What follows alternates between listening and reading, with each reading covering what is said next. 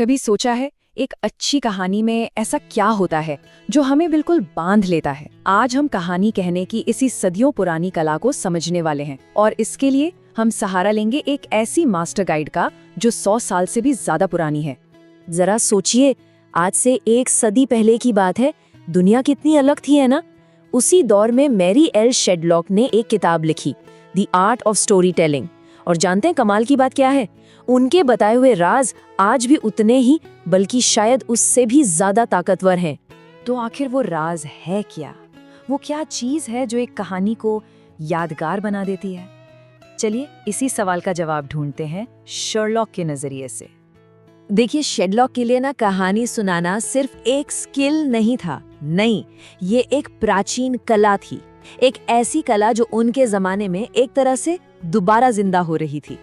उनका मानना था कि ये जो सदियों पुरानी कला है ना, ये पूरब में तो हमेशा से जिंदा रही, लेकिन अब पश्चिम में भी ये एक नई पहचान बना रही थी, और खास तौर पर एजुकेशन के फील्ड में। अपनी बात को समझाने के लिए ना शेडलॉक एक बहुत ही खूबसूरत मिसाल देती हैं हैंस क्रिश्चियन एंडरसन की कहानी से।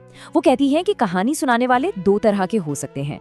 एक असली बुलबुल की तरह, जिसकी कला सच्ची है, सरल है और सीधे दिल से निकलती है, और दूसरा होता है बनावटी बुलबुल जैसा, जो बस मशीनी ढंग से रटी रटाई बातें सुनाता है, जिसका असली मकसद सिर्फ दिखावा करना होता है। तो सवाल ये है कि अगर बनावटी बुलबुल नहीं बनना, तो फिर एक कहानीकार का असली मकसद होना क्या चाहिए? शेडलॉक के हिसाब से कहानियां सिर्फ टाइम पास का जरिया नहीं है, बिल्कुल नहीं। ये उससे कहीं ज्यादा गहरा काम करती हैं। ये सुनने वालों की सोच को, उनके किरदारों को एक शक्ल देती हैं। तो इसके लिए ना उन्होंने 5 बड़े मकसद बताए। सबसे पहला, नाटकीय आनंद देना, मतलब कहानी में ऐसा रोमांच हो कि सुनने वाला बस उसमें खो जाए। दूसरा है हास्य की भावना विकसित करना, मतलब सिर्फ हंसाना नहीं, बल्कि जिंदगी में ह्यूमर ढूंढने की समझ पैदा करना।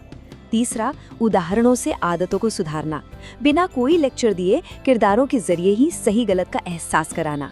चौथा, उपदेश नहीं, आदर्श पेश करना, मतलब नियमों की लंबी चौड़ी लिस्ट देने के बजाय ऐसे हीरो सामने रखना जिनसे कोई प्रेरणा ले सके। और हाँ, 5वां और बहुत जरूरी, कल्पना शक्ति को बढ़ाना। लेकिन देखिए, एक अच्छी कहानी सुनाना जितना जरूरी है ना, उतना ही आसान है इसमें गलतियां करना। तो शेडलॉक कुछ आम खतरों के बारे में भी बताती हैं जिनसे हर कहानीकार को बचना ही चाहिए। इस बात को समझने के लिए उनका एक बड़ा मजेदार किस्सा है। एक बार वो कहानी सुना रही थी और बीच में ही एक बच्चे ने उनसे पूछा, तो क्या आप बता सकती हैं कि आखिर वो पॉलीथेनस मरा या नहीं? अब जाहिर है बच्चा कहानी के दैत्य पॉलीफेमस का नाम गलत ले रहा था। और ये जो वाकया है ना, ये कहानी सुनाने की पहली और सबसे बड़ी मुश्किल को दिखाता है, यानी अप्रासंगिक मुद्दों का खतरा।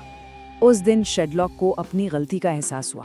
वो यूलिसिस और दैत्य पॉलीफेमस की कहानी के सबसे रोमांचक मोड़ पर थी, लेकिन ठीक वहीं पर वो कहानी छोड़कर यूलिसिस के कपड़ों के बारे में बताने लगी, और नतीजा, बच्चों का ध्यान एकदम भटक गया और कहानी का सारा मजा ही किरकिरा हो गया। तो इस पॉलीएंथस वाले किस्से से सबक एकदम साफ है। जब कहानी छोटी और नाटकीय हो तो उसकी मेन लाइन को कभी नहीं तोड़ना चाहिए। ड्रामा बनाए रखने के लिए पॉइंट पर टिके रहना ही सबसे जरूरी है। तो इन सब बातों का निचोड़ हमें शेडलॉक के सबसे जरूरी सिद्धांत पर लाता है, और वो सिद्धांत क्या है? सादगी।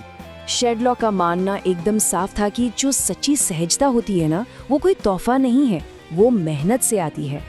जैसा कि वो खुद कहती हैं, जब कोई यांत्रिक कठिनाइयों पर काबू पा लेता है, तभी वो कहानी के नाटकीय हित में खुद को बहने दे सकता है।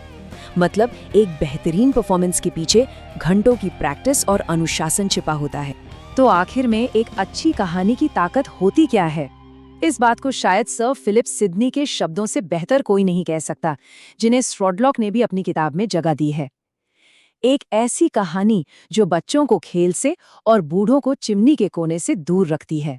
तो ये सारी बातें, ये सारी सीख हमें एक आखिरी सवाल पर लाकर छोड़ देती हैं।